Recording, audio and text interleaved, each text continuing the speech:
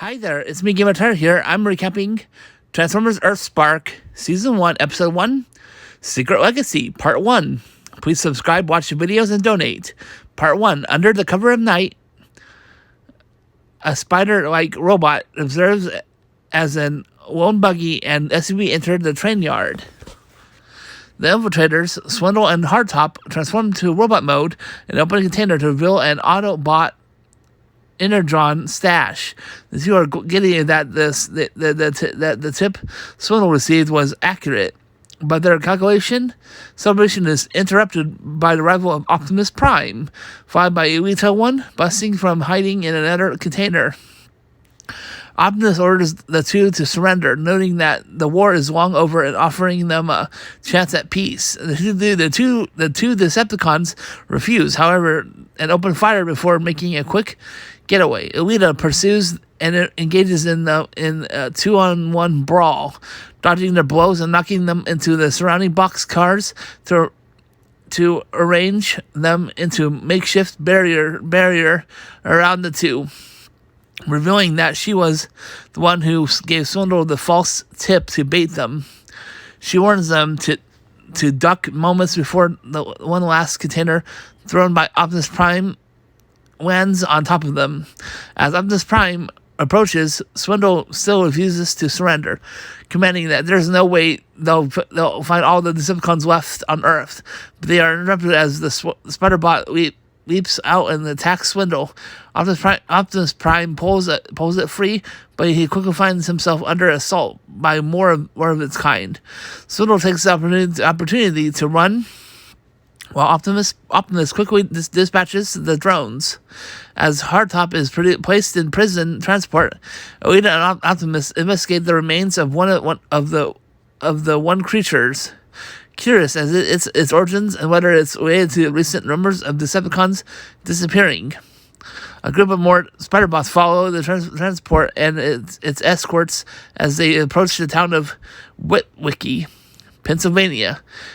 That same night, elsewhere in Witwicky, teenager Robbie Malto has rigged up a makeshift satellite dish from spare parts with help from his sister Mo.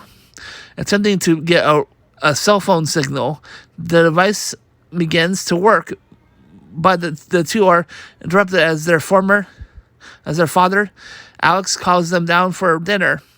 As the family eats, Robbie expresses frustration with his parents for moving the family from Pennsylvania to the middle of nowhere for his mother Dot's new park ranger job.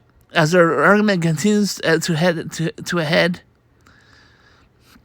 Robbie storms off to his room. Mo offers to track and talk to him, but when she arrives upstairs, she finds Robbie absent.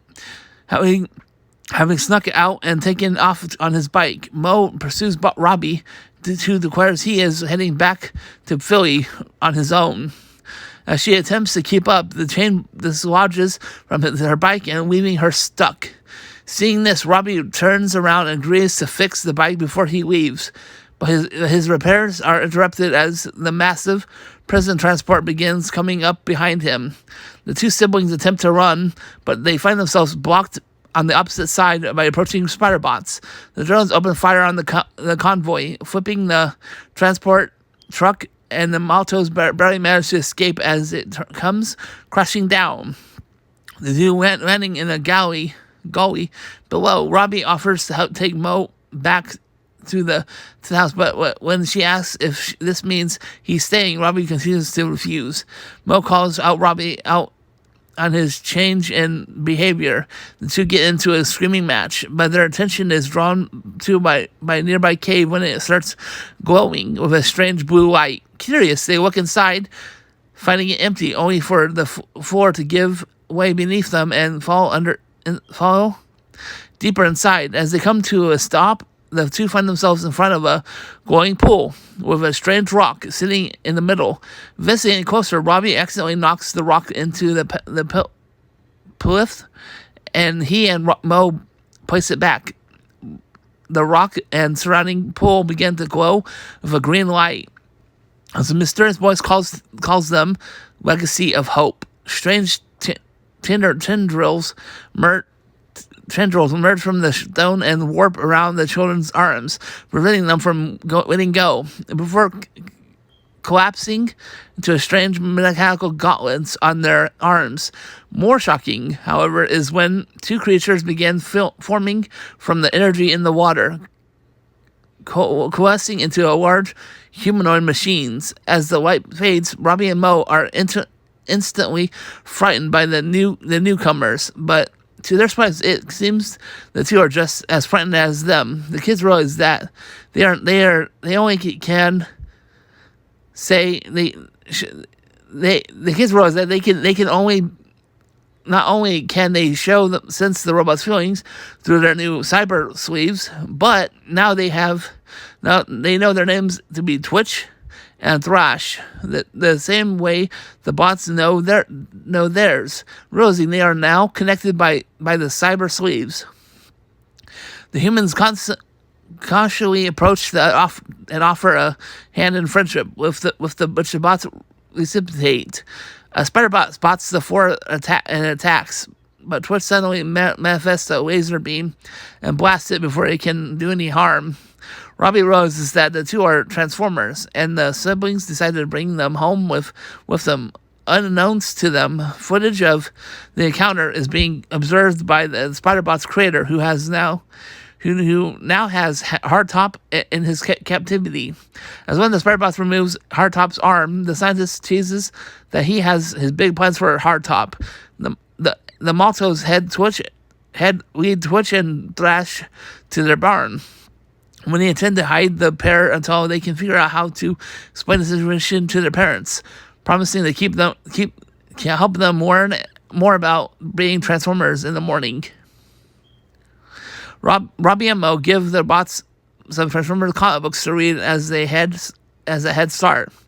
Next morning, Robbie wakes up to find Mo struggling to keep the eager bots under control as Dot leaves for work. She narrowly avoids spotting bots in a imperative game of hide and seek, realizing the comics might have been the best approach to teaching. Robbie and Mo decide to instead use their father's extensive Transformers knowledge to assess them. Hiding the bots in the barn again, they lure Alex outside with a picnic and ask him for a retell of the story of how the Transformers came to Earth. Alex explains that the Transformers hail from planet Cybertron, where the Autobots and Decepticons battle for millions of years before eventually arriving on Earth via space bridge in 1984. There, the Autobots were aided by a brave human allies, including Dot, against the Decepticons for the sake of the universe. Optimus Prime ultimately decided to destroy the space bridge, cutting them off from Cybertron in the hopes that humans from Cybertronians could coexist peacefully, ending the war. Though Alex's ideal Bumblebee hasn't been seen since. Though they listen to the story of Twitch and Thrash still feel disconnected from the other Transformers and their history. Still want to learn more about Earth. On her way to work, Dot comes across the wreckage of the prison transport and begins to block the area, only for Optimus and Alita to arrive shortly thereafter. Much to her displeasure, Optimus warns the former lieutenant that Wiki may be in danger, but Dot reminds him that their association ended after the war. However, Optimus and Alita reveal that her park ranger position was arranged by Ghost, a secret military organization they work with to ensure peaceful human Cybertronian relations, so that would be closer to their headquarters. Before it can properly process the circumstances, their attention is drawn to a sound of an approaching military helicopter touching down in front of them. The Teleraptor transforms into a massive robot. Please help reach 1,000. Please subscribe. Help reach 1,000 plus subscribers. Watch the videos fully helps increase the watch hours for plus, and help fund the channel by donating monthly on the Patreon page, starting at $8 a month with 4+ posts per month. or $3 per post, or one-time donation on the Ko-Fi page. Have a blessed day. See you on next visit. Bye for now. Bye.